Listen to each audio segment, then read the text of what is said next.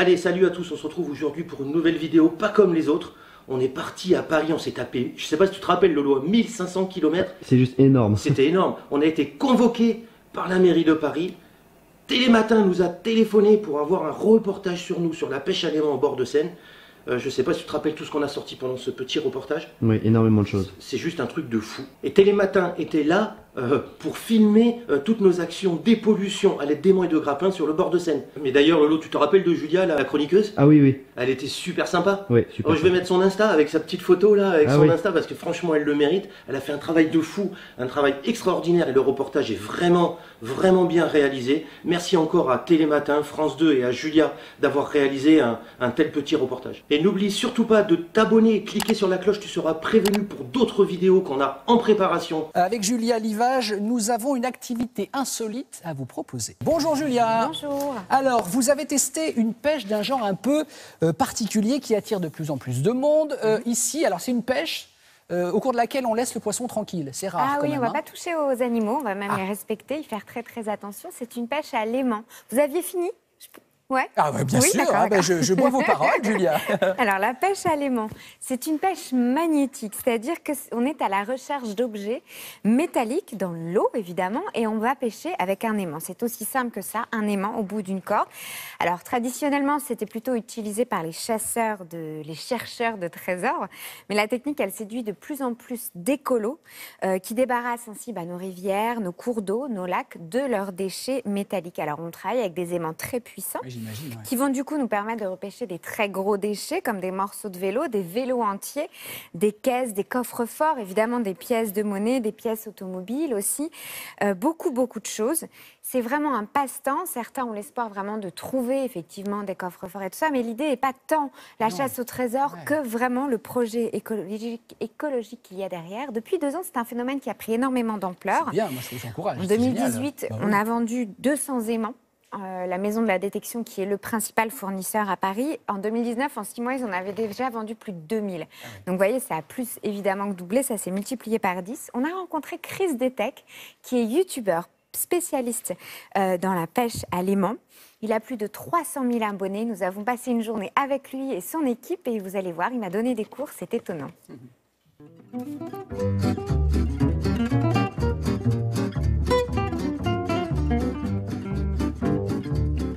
C'est une activité en plein air, c'est un loisir avant tout. En fait, on s'amuse à pratiquer la pêche à l'aimant. Donc, on va retirer des choses qui vont être ludiques, rigolotes, comme des voitures, des scooters, des vélos. Quand vous êtes devant un point d'eau, vous avez à peu près un siècle de pollution qui est derrière vous. Petite tour Eiffel. On a un youtubeur qui s'appelle Chris Detect qui a fait une vidéo. Regardez ça, c'est énorme. C'est qu'il avait trouvé un coffre-fort. Il avait fait le buzz avec son coffre-fort. Regarde, il y a des trucs dedans. Ah ouais, c'est une clé. Une clé de je sais pas quoi. Bah, même si on ne trouve pas de coffre-fort, on dépollue. Voilà. Et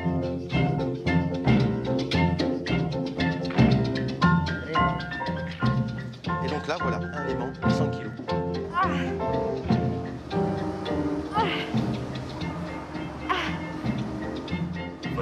Je vais y arriver, hein. On est d'accord qu'il est là depuis déjà un certain temps, que tout ce qui est, ça par exemple, le plastique, c'est absolument polluant. Tout ce qui n'est absolument pas biodégradable n'a rien à faire sous l'eau. Plus on va trouver quelque chose de rocambolesque, plus on va attirer l'attention sur ce qu'on a trouvé sur les réseaux sociaux et donc plus on va parler de cette tendance et donc d'écologie. La démarche, elle est écologique et elle est éco-citoyenne en fin de compte et c'est vraiment de la dépollution pure, mais c'est du bénévolat. Pour traiter les déchets qu'on est susceptible de sortir, on a la mairie de Paris derrière nous. Pour nous, c'est un peu dans la même mouvance que le développement des nettoyages participatifs, des clean walks, etc. On en voit de plus en plus dans nos parcs, dans nos jardins, dans nos rues. Donc désormais, on voit aussi effectivement des gens ramasser des choses dans la Seine et dans les canaux de Paris. Pour nous, il y a tout un enjeu derrière, la gestion aussi des déchets qui sont remontés. On parle des vélos, on parle des trottinettes. Et là, j'en profite pour faire une courte pause, juste pour vous faire remarquer que la mairie de Paris est à fond derrière nous, les pêcheurs à l'aimant, afin qu'on puisse dépolluer la Seine à l'aide d'aimants et de grappins. Le drone sous-marin qui va nous permettre de détecter les endroits potentiellement pollués de telle sorte qu'on puisse sortir ou tout ce qui est métallique avec l'aimant et ce qui n'est pas métallique avec le grappin. Pour ceux qui n'ont pas de drone, eh ben, tout simplement ils jettent l'aimant vraiment au hasard.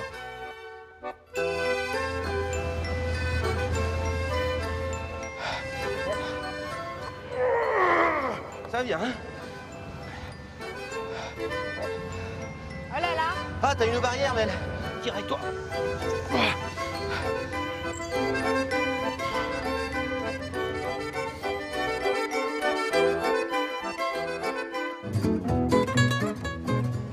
Ouais, c'est nickel, c'est parfait là. Alors moi j'ai trouvé ça là. On a récupéré le vœu de quelqu'un et En fait, qu'est-ce qu'on va en faire? on le remet dans l'eau. Hein. Ouais, voilà, pour qu'il se réalise, on est d'accord. C'est mieux. Alors moi je trouve ça absolument formidable parce que c'est vrai qu'il y a tellement de choses au fond des fleuves. Mais attention, il faut mettre en garde les téléspectateurs, c'est une activité qui doit être encadrée. Oui, encadré et réalisé par des professionnels. Il est youtubeur, Chris Detect, donc évidemment il est suivi par des gens qui l'imitent et je le comprends, il n'y a pas de problème. Il y a quand même des consignes de sécurité très très importantes. Il faut être très vigilant, faire très attention à ce qu'on trouve. Il y a une semaine à Nantes, un quartier a été obligé vraiment d'être protégé et fermé car on a retrouvé un obus de mortier de la Seconde Guerre mondiale qui était au fond de l'eau. Le problème, c'est que nos cours d'eau sont aussi infestés de restes de la Seconde Guerre mondiale et c'est pour ça qu'il faut être extrêmement vigilant pour limiter les accidents. La direction de la sécurité civile, elle a rappelé aux préfectures au début du mois de l'été que la pêche à l'aimant conduite sans autorisation pouvait être quelque chose de dangereux, donc ça doit être encadré. Chris Detect, il est extrêmement suivi, donc il est aidé par la mairie de Paris, on l'a vu dans le sujet, mais c'est un professionnel. Donc on ne s'improvise pas pêcheur à l'aimant comme ça, c'est ça un petit peu la conclusion de votre chronique. Non, on fait attention à ce qu'on trouve et on ne s'improvise pas pêcheur à l'aimant, tout à fait. En tout cas, c'était très intéressant, je ne connaissais pas cette pêche. Merci beaucoup Julia. Allez, nous, on se donne rendez-vous pour une nouvelle vidéo dépollution à l'aide d'aimants et de grappins. Ciao!